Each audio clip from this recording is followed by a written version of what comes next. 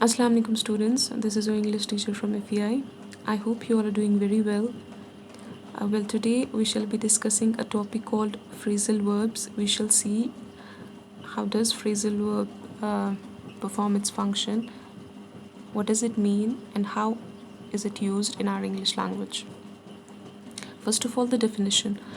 A phrasal verb is a verb followed by a preposition or an adverb. The combination creates a meaning different from the original verb alone. एक phrasal verb जो होता है ये basically एक verb ही होता है. Verb, I'm sure you know what a verb is.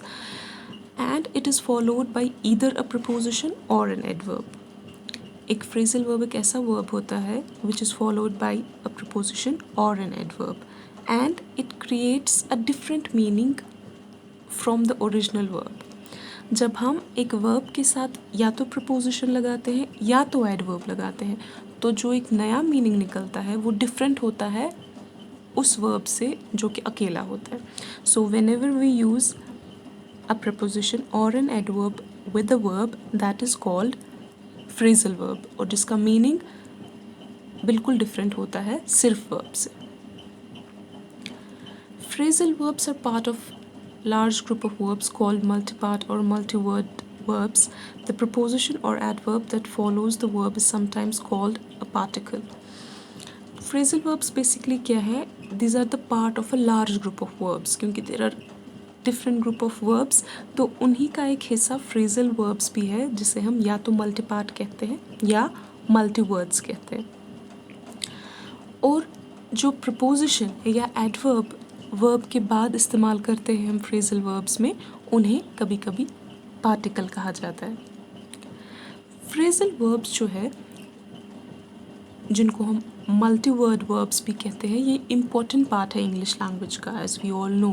But one thing that we have to take care of is it is mainly used in spoken English and informal text.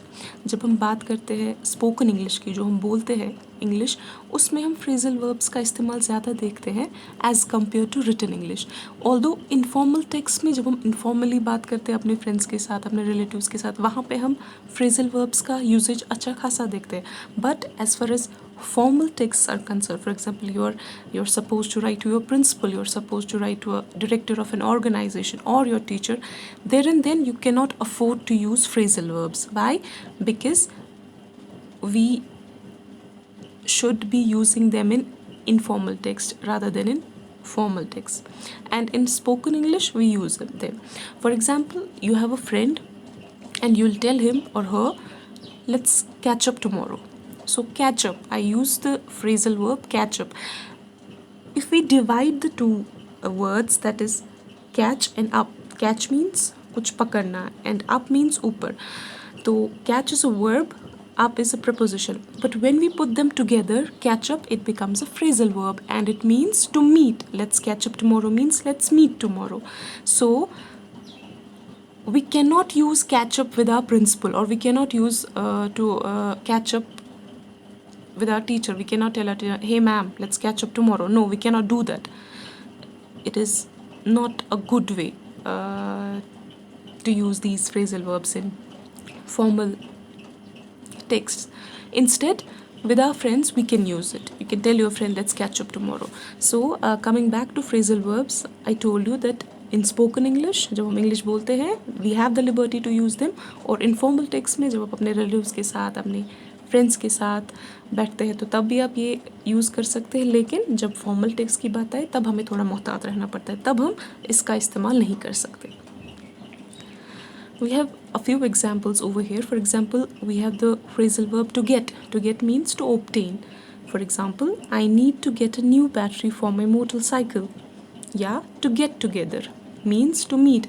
Why don't we get together for a picnic one day? So these are the examples, and apart from these examples you'll find a number of examples in your book or on the internet. So if you want to browse internet, if you want to Google some phrasal verbs, they are available there, and better option is to just go through your book. You'll find a lot of examples there. Now what is next is types of phrasal verbs. Phrasal verbs की कितनी किस्में हैं. तो आप इस चीज़ को याद रखेंगे, फ्रेजल वर्ब की दो किस्में हैं, एक को हम ट्रांजिटिव फ्रेजल वर्ब कहते हैं, दूसरे को हम इंट्रांजिटिव फ्रेजल वर्ब कहते हैं। I'd like to take you back to the topic called verbs। अगर आपको याद होगा जब हम verbs पढ़ते हैं तो वहाँ पे भी हम verbs की दो किस्में पढ़ते हैं, एक होता है ट्रांजिटिव वर्ब, दूसरा होता है intransitive verb. Same is the case hair. Phrasal verbs are also of two types. One is transitive phrasal verb, another is intransitive phrasal verb. Now let's see what transitive and what intransitive phrasal verbs are.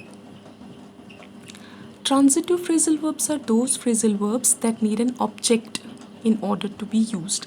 जैसे हमें verbs का पता है, जब हम transitive verb या intransitive verb की बात करते हैं तो transitive verb वो verb होता है जहाँ पे हमें एक object चाहिए होता है, ठीक है, for that action. इसी तरह जो फ्रेजल वर्ब्स है, ट्रांजिटिव फ्रेजल वर्ब्स वो फ्रेजल वर्ब्स होते हैं where we need an object in order to be used. अगर हमें एक फ्रेजल वर्ब यूज़ करना है तो हमें एक ऑब्जेक्ट होना चाहिए जिसके साथ हम ये यूज़ कर सकें। For example, I made up an excuse about the computer. Made up is a phrasal verb and excuse is the object of the verb. So मैंने एक एक्सक्यूज़ बनाया अबाउट द कंप्यूटर, ठीक है। I made up an excuse, excuse जो है made up का object है यहाँ पे। And there are different examples as well. For example, apply for, ठीक है, he applied for the job। तो applied for का object क्या है यहाँ पे, job। So transitive phrasal verbs which need an object। उसके बाद कुछ और बातें हैं जिनका हमें ध्यान रखना है, that is phrasal verbs जो है इनमें हम कुछ ट्रांजिटिव फ्रेजल वर्ब्स को सेपरेट कर सकते हैं, ठीक है, which means we can place the object between the verb and the particle. Particle मैंने क्या कहा, प्रपोजिशन या एडवर्ब। तो सेपरेट ट्रांजिटिव वर्ब्स को हम कैसे कर सकते हैं, ट्रांजिटिव फ्रेजल वर्ब्स को जो हमारे पास ऑब्जेक्ट होता है, जैसे अभी मैंने कहा जॉब ऑब्जेक्ट है अप्लाइड फॉर का, ठीक है, या एक्सक्यूज़ ऑब्जेक्ट है मेड अप का। तो जब सेपरेट करने की बात आती है ट्रांजिटिव फ्रेजल वर्ब्स को, हम ऑब्जेक्ट को वर्ब और पार्टिकल यानी कि प्रपोजिशन और एडवर्ब के बीच में यूज़ कर सकते हैं। एग्जाम्पल को अगर आप देखेंगे, जो हाईलाइटेड वर्ड्स है, looked up, I looked the word up in the dictionary, phrasal verb है लुक्ड अप, देखना, सर्च करना, ठीक है, लेकिन हमने लुक्ड अप के बीच में अपना ऑब्जेक्ट डाला है word. So I look the word up in the dictionary. तो यहाँ पे हम सेपरेट कर सकते हैं ट्रांजिटिव फ्रेजल वर्ब्स को, और बीच में हमने ऑब्जेक्ट डाला। लेकिन कुछ वर्ब्स ऐसे होते हैं जिनको हम सेपरेट नहीं कर सकते हैं, और ऑब्जेक्ट जो है वो हमेशा पार्टिकल यानी कि एडवर्ब और प्रपोजिशन के बाद ही आएगा। For example, I will look into the matter. तो लुक इनटू हमारा वर्ब है, फ्रेजल वर्ब, मैटर हमारा ऑब्जेक्ट है। यहाँ पे हम I will look the matter into नहीं आएगा, so it will be I will look into the matter as soon as possible. लेकिन कुछ फ्रेजल वर्ब्स ऐसे हैं जहाँ पे जो ऑब्जेक्ट है हमारा वो पहले बाद में आ सकता है, और फ्रेजल वर्ब पहले आ सकता है, और कहीं कहीं पे हम उसको सेपरेट भी कर सकते हैं। कुछ फ्रेजल वर्ब्स ऐसे भी है। For example, I picked up the book. Picked up यहाँ पे फ्रेजल वर्ब है, बुक हमारा ऑब्जेक्ट है। लेकिन अगर हम ऐसे लिखेंगे I picked the book up, that is also correct. And then one thing which you have to take care of is, however, if the object is a pronoun, it must be placed between the verb and the preposition। अभी object की बात की हमने, 2-3 objects, हमने job बोला, हमने excuse बोला, हमने मैटर बोला। अब अगर हमारे पास ऑब्जेक्ट प्रोनाउन होगा, नाउन नहीं प्रोनाउन होगा, उस वक्त हमें क्या करना है, उस वक्त प्रोनाउन को वर्ब और प्रपोजिशन के बीच में इस्तेमाल करना है। आई पिक्ड इट अप, ना कि I picked up it, I picked it up. ये चीज़ आपको याद रखनी है। या can you please pick me up, I got to go to school. उसके बाद towards the end I would like to define what intransitive phrasal verbs are. Transitive phrasal verbs हो गए जहाँ पे हमें ऑब्जेक्ट की ज़रूरत होती है। इंट्रांजिटिव फ्रेजल वर्ब्स में क्या होता है, लाइक द ट्रांजिटिव वर्ब्स, इसमें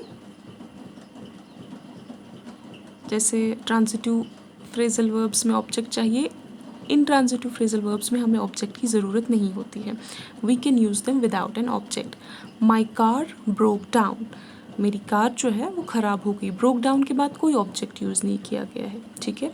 या you can think of different example. And one thing which you have to keep in your mind is that whenever we use intransitive phrasal verb, we don't need an object. जैसे कि transitive verb में चाहिए हमें, intransitive verb में हमें कोई object नहीं चाहिए. माई कार ब्रोक डाउन या ही रैन अवे, वो चला गया. कहाँ गया, किधर गया, क्यों गया, we don't know, we don't have an object. So intransitive verbs and transitive verbs. This is how the phrasal verbs work. A lot of examples, a lot of phrasal verbs are there in your book. Please go through the book and see what these phrasal verbs mean. So they have different meaning when we use them with these verbs with preposition or adverb. They have different meaning, and when we use them differently, or when we divide them, verb has its own meaning in preposition, or the adverb has its own meaning. So yeah, this was about today's topic. I hope I am clear. I shall meet you some other day. Till then, fi amanillah.